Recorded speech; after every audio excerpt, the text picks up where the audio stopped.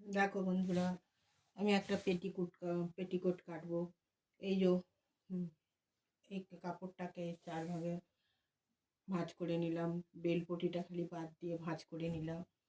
নিয়ে এটাকে দেখো আমি এরমভাবে ভাঁজ করলাম, 4 ভাঁজে ভাঁজ করলাম। করে 4 ভাঁজে ভাঁজ করলাম একটা পেটিকোট।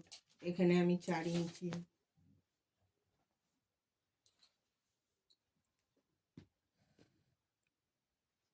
এখানে দেখো মোটামুটি 4 ইঞ্চি আমি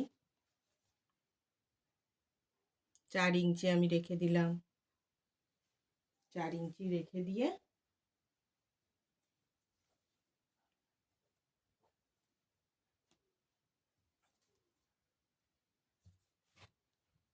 4 ইঞ্চি রেখে দিলাম।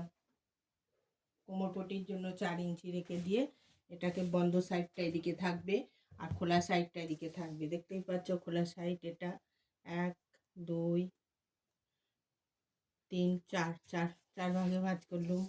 তাহলে এখান থেকে এটা লম্বা নিলাম 37 ইঞ্চি আর তার পেটিকোটের কোমর হচ্ছে 40 ইঞ্চি। তাহলে 40কে 4 দিয়ে ভাগ করলে 8 দিয়ে ভাগ করলে এটা 8 ভাগ হবে।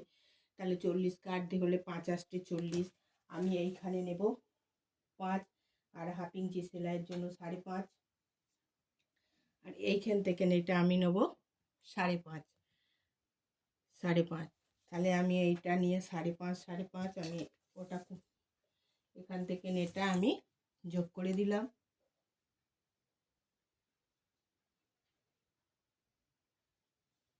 দেখো যোগ করলাম, দিয়ে এবার ভালো করে দাগটা টেনে নিলাম।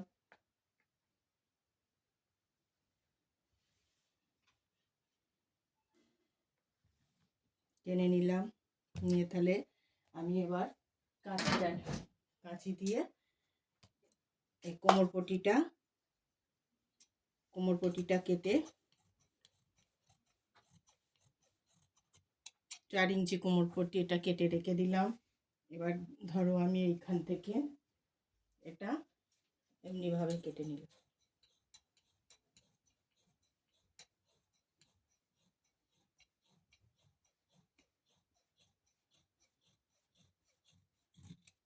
পেটিকোট কাটা হয়ে গেল।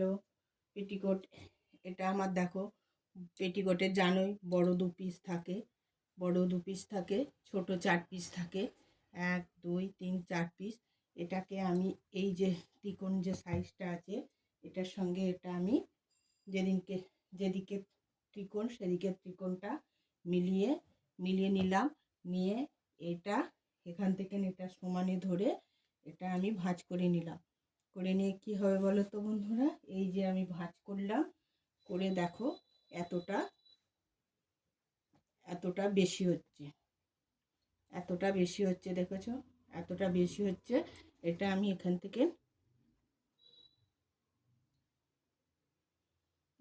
এটা রাউন্ড শেপ দিয়ে এটাকে কেটে নিলাম। হ্যাঁ কেটে নিলাম, নিয়ে পেটিকোটটা তৈরি হয়ে গেল।